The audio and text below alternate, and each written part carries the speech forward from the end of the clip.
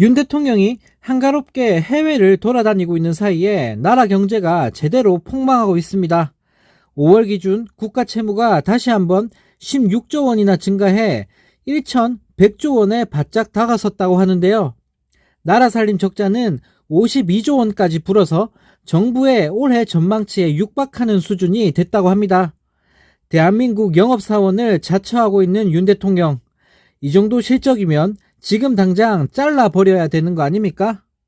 네, 정말 큰일입니다. 올해 들어 5월까지 정부의 총수입은 256조 6천억 원을 기록했는데, 이는 1년 전 같은 시점 대비 무려 37조 원이나 감소한 수치라고 하는데요. 윤 정부 출범 이후 무리한 부자 감세로 소득세, 법인세, 부가세 등을 왕창 깎아주다 보니 결국 국세 수입이 160조 2천억 원으로 작년 동기 대비 무려 36조 4천억 원이나 감소해버렸다고 합니다. 또 5월 말 기준으로 집계한 국가 채무는 1,088조 7천억 원으로 전월보다 16조 원이나 증가했고, 작년 말 대비로 보면 국가 채무는 55조 3천억 원이나 늘었다고 합니다. 네, 정말 어이가 없습니다. 대통령 하나 잘못 뽑았더니 한순간에 나라 경제가 망해가고 있는데요. 윤 정부 출범 이후 모든 경제 지표가 폭망하고 있는데 언론들은 왜 이렇게 조용한지 모르겠습니다.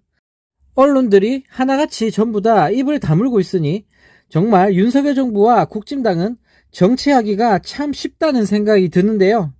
네, 이러다가 제2의 IMF가 오는 거 아닐지 벌써부터 걱정이 되는데, 그래도 이 찍들은 정신을 못 차릴 것 같습니다. 왜냐하면 문재인 정부 탓, 민주당 탓으로 돌릴 게 뻔하니까요. 네, 어쩌다 나라가 이 지경이 됐을까요? 정말 나라 꼴이 말이 아닌 것 같습니다.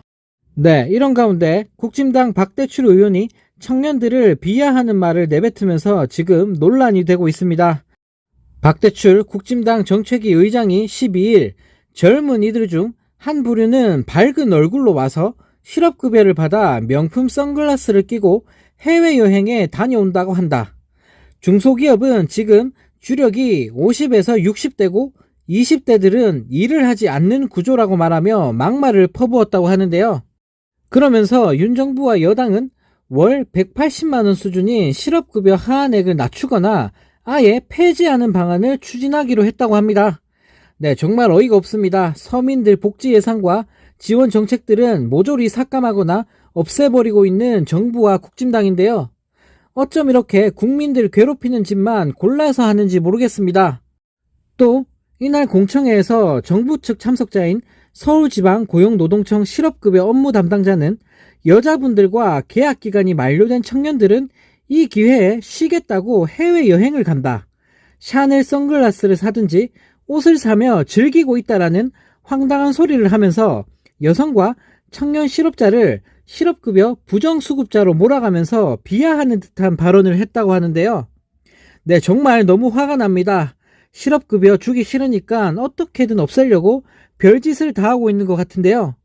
물론 부정수급자들도 당연히 있겠지만 그나마 실업급여 덕분에 하루하루 힘겹게 버티면서 사는 국민들이 대다수가 아닐까요? 법을 악용하는 일부 사람들이 있다고 실업급여를 없애기보다는 법을 개정하거나 보완하는 게 정부와 여당의 역할 아닙니까? 네, 이런 마인드를 갖고 있는 사람들이 나라를 이끌고 있다는 게 정말 믿겨지지가 않습니다. 네, 또 다른 소식입니다. 결국 윤 대통령이 국민들의 의견을 무시한 채 기시다와 마주 앉아서 오염수 방류에 오케이를 했다고 하는데요. 윤 대통령이 12일 나토 정상회의가 열린 리투아니아에서 기시다 총리와 만나 일본의 후쿠시마 오염수 해양 방류를 인정한다는 입장을 밝혔다고 합니다.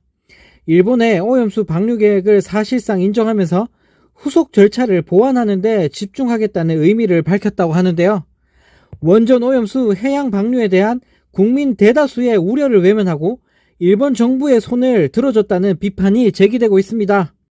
네, 정말 어이가 없습니다. 기어코 국민들을 무시한 채 나라를 말아먹고 있는데요. 도대체 나라를 어디까지 망칠 작정인 걸까요? 정말 대통령 하나 잘못 뽑은 대가가 너무나 가혹한 것 같습니다.